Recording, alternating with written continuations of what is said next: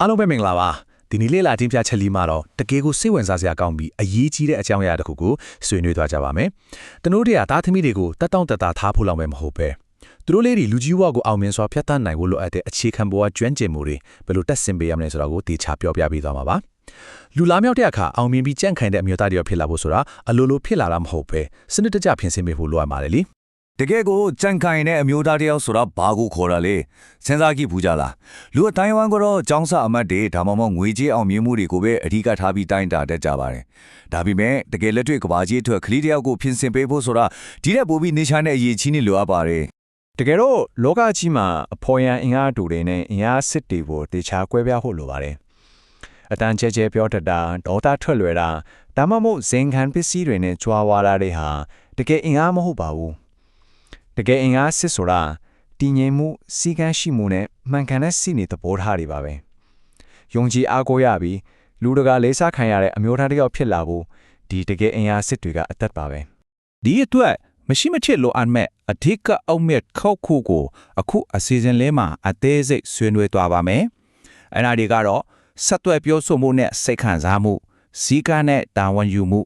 ပြဿနာဖြေရှင်းခြင်းနဲ့စဉ်းစားတွေးခေါ်မှုငွေကြေးဆိုင်ရာကျွမ်းကျင်မှုလက်တွေ့ဘဝကျွမ်းကျင်မှုတွေနဲ့ရည်ရွယ်ချက်နဲ့စဉ်းစားမပြတ်လေ့လာခြင်းဆိုတာတွေပဲဖြစ်ပါတယ်။ကဲတခုချင်းစီကိုလေ့လာကြည့်လိုက်ကြရအောင်။ပမာဆုံးနံပါတ်2အချက်နဲ့ဆက်သွယ်ပြောဆိုမှုနဲ့စိတ်ခံစားမှုအပိုင်းကိုကြည့်လိုက်ရအောင်။တိကျတဲ့အတိုင်းပါပဲ။တားတယောက်ကိုမိဘတွေပေးနိုင်တဲ့အကြီးမားဆုံးလက်ဆောင်ဆိုတာငွေကြေးတွေကုန်ထိပ်ခါတွေချီးပဲမဟုတ်ပါဘူး။တခြားသူတွေကိုတကယ်နားလည်အောင်နားထောင်ပေးနိုင်တဲ့စွမ်းရည်ကအင်မတန်အရေးကြီးပါတယ်။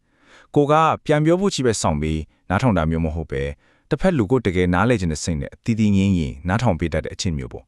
ဒီလိုတကယ်နားလည်အောင်နားထောင်တတ်တဲ့ကလေးတယောက်ကြီးပြင်းလာတဲ့အခါပဝန်းကျင်ရဲ့ယုံကြည်လေးစားမှုကိုရရှိပြီးခိုင်မာတဲ့ဆက်ဆံရေးတွေကိုအလိုလိုတိလျှောက်လာနိုင်မှာအသေးချပါပဲဒီလိုစိတ်ပိုင်းဆိုင်ရာညာရဲ့သူနီအားဖြင့် EQ ကောင်းလာတဲ့အခါအချိုးကျေးဇူးတွေကအများကြီးရှိလာပါတယ်ကိုတော်သားကိုကောင်းကောင်းထိန်းချုပ်လာနိုင်မယ်သူတစ်ပါးအပေါ်ကျင်နာမှုပြနိုင်မယ်ကိုချင်းစာတရားပိုရှိလာမယ်လေအထူးသဖြင့်အခုခေတ် social media တွေပေါ်မှာအလွယ်တကူတောထားထွက်လွယ်ကြတဲ့အချိန်မျိုးမှာကိုယ့်ရဲ့စိတ်ခံစားမှုကိုစီကံတကျအထိန်ချုပ်နိုင်ခြင်းကသာမိမိရဲ့စိတ်အေးချမ်းမှုကိုအပြည့်အဝကာကွယ်ပေးနိုင်မှာဖြစ်ပါတယ်။ဒါဆိုရင်ဒုတိယအချက်ဖြစ်တဲ့စီကံနဲ့တာဝန်ယူမှုအပိုင်းကိုဆက်သွားလိုက်ကြစို့။လူတယောက်မှာပါရမီတွေစိတ်အားထက်သန်မှုတွေဘလောက်ပဲရှိနေပါစေစီကံဆိုတာမရှိရင်အလကားပါပဲ။အချိန်ဟာဘဝမှာတန်ဖိုးအရှိဆုံးຢာတွေကတစ်ခုဖြစ်ပြီးဖြုံတိလိုက်တဲ့အချိန်တွေကဘရောမပြန်မရနိုင်ပါဘူးဆိုတဲ့စကားလေးကိုကြားပူကြမှာပါအခုခေတ်မှာဆိုရင်ဖုန်းတွေ social media တွေကကျွန်တော်တို့ရဲ့အာရုံစိုက်မှုကိုအလဲတကူခိုးယူနေကြတယ်လေဒါကြောင့်အချင်းကိုဘလို့စီမံခန့်ခွဲမလဲဆိုတာကကလေးတွေကိုအစောပိုင်းမှာတည်းကမဖြစ်မနေသင်ပေးတတ်ရမယ်သင်ခန်းစာတစ်ခုပါဒီနေရာမှာအရေးကြီးတာတစ်ခုကချက်ချင်းရတဲ့တာယာမှုနောက်ကိုလိုက်မလားဒါမှမဟုတ်ပိုကြီးမားတဲ့အကျိုးကျေးဇူးအတွက်အချင်းယူဆောင်ဆိုင်မလားဆိုတာပါပဲချက်ချင်းရမယ့်ဆူလပ်တွေထက်ရေရှည်အောင်မြင်မှုအတွက်စိတ်ရှည်သီးခံတတ်အောင်လေ့ကျင့်ပေးထားတဲ့လူငယ်တယောက်ရဲ့အနာဂတ်ဟာတခြားသူတွေထက်ဘယ်လောက်တောင်တာလွန်နေမလဲဆိုတာတွေးကြည့်လိုက်ရုံနဲ့တင်သိနေပါတယ်အဓိကကြတဲ့အချက်ကတော့စီကန်းဆိုတာတခြားမဟုတ်ပါဘူးကိုပေးထားတဲ့ကတိတွေကိုတီးအောင်လုပ်တာပြီးတော့ကိုအမားတဲ့အတွက်အပြည့်အဝတာဝန်ယူတတ်တာပါပဲဥပမာပြောရရင်ကိုအခန်းကိုတတ်တရဲ့ရှင်းလင်းထားတာမျိုးလို့တင်းငယ်တဲ့အလေးချင်းလေးတွေကနေစပြီးစိတ်ပိုင်းဆိုင်ရာရှင်းလင်းပြသမှုနဲ့ကိုလိုရက်ကိုတာဝန်ယူတတ်တဲ့စိတ်ဓာတ်တွေကိုတိုက်ရိုက်ဖြိုးထောင်ပေးနိုင်ပါတယ်ဒုတိယအချက်အငြိမ်နဲ့ပြဿနာဖြေရှင်းခြင်းနဲ့စဉ်းစားတွေးခေါ်မှုအပိုင်းကိုရောက်လာပါပြီ။စူညံဖိအားတွေများတဲ့ဒီခေတ်ကြီးမှာသူများရောင်လို့ရောင်းတာမျိုးမဟုတ်ပဲကိုယ်ပိုင်အတိညာနဲ့စဉ်းစားတွေးခေါ်နိုင်စွမ်းရှိဖို့ကအရန်ကိုအရေးကြီးပါတယ်။ဒီလိုလုပ်နိုင်ဖို့အဆင့်လေးတွေရှိပါတယ်။ပထမအဆင့်အနေနဲ့စိတ်ခံစားမှုကိုခဏရထားလိုက်ပါ။ဒုတိယအဆင့်တေချာစဉ်းစားပါ။ပြီးရင်တတိယအဆင့်အနေနဲ့အဖြေကိုတီးတီးငင်ငင်ရှာဖွေပါ။ရင်းကျက်တဲ့သူတွေရောက်ဟာဖိအားတွေနဲ့ကြုံလာတဲ့အခါပြာရာခတ်တာမျိုးစိတ်လိုက်မှန်ပါတုံ့ပြတာမျိုးမလုပ်ဘဲဒီအဆင့်လေးတွေအတိုင်းပြဿနာကိုတီးတီးငင်ငင်နဲ့ဖြေရှင်းသွားတတ်ပါတယ်။နောက်တစ်ခုသတိရအမှာကအမားရီဆိုတာဘဝရဲ့အဆုံးသတ်မဟုတ်မှုဆိုတာပါပဲ။တကယ်တော့အမားရီဆိုတာစိတ်ပိုင်းဆိုင်ရာကြန့်ခိုင်မှုကိုတိဆောက်ဖို့မရှိမဖြစ်လိုအပ်တဲ့အခွင့်အရေးတွေပါ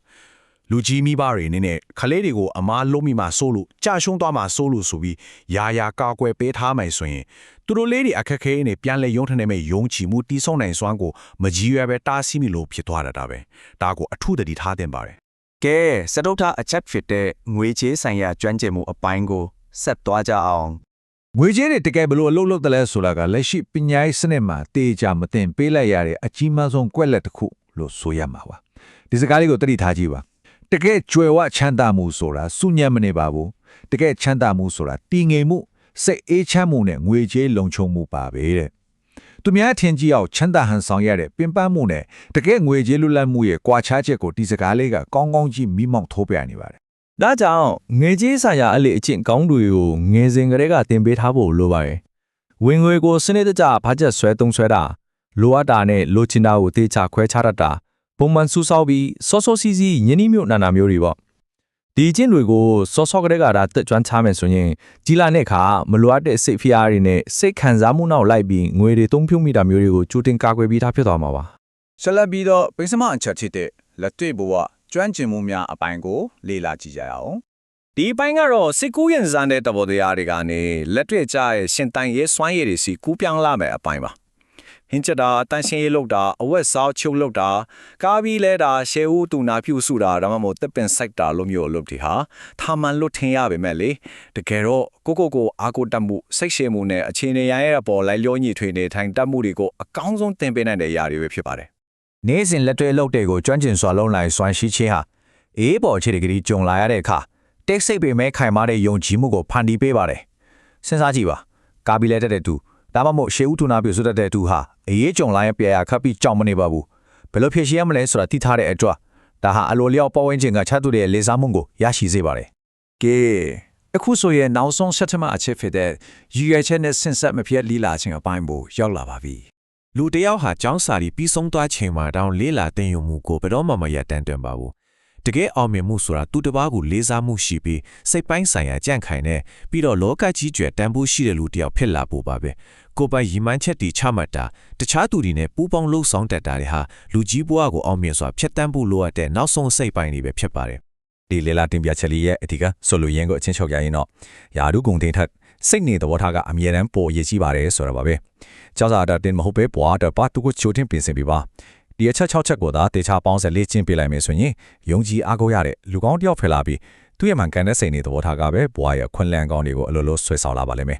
နောက်ဆုံးအနေနဲ့ဒီမေးခွန်းလေးကိုအတူတူစဉ်းစားကြည့်ဖို့အချိန်ထားခဲ့ချင်ပါတယ်မနက်ဖြန်မှာသူဘလို့အမျိုးသားမျိုးဖြစ်လာမလဲဒီနေ့ကျွန်တော်တို့တင်ပေးလိုက်တဲ့သင်ခန်းစာတွေအလေးကျင့်တွေဟာရေရှည်မှာသူတို့ရဲ့ဘဝအပေါ်ဘယ်လောက်အထိကြီးမားတဲ့တရားမှုရှိသွားမလဲဆိုတာကိုသေချာပြန်လဲသုံးသပ်ဖို့တိုက်တွန်းချင်ပါတယ်အားလုံးပဲဒီအကြောင်းအရာလေးတွေကိုလက်တွေ့အသုံးချနိုင်ကြပါစေလို့ဆန္ဒပြုရင်ဒီလေ့လာတင်ပြချက်လေးကိုအဆုံးသတ်လောက်ပါစေအားလုံးကိုကျေးဇူးတင်ပါတယ်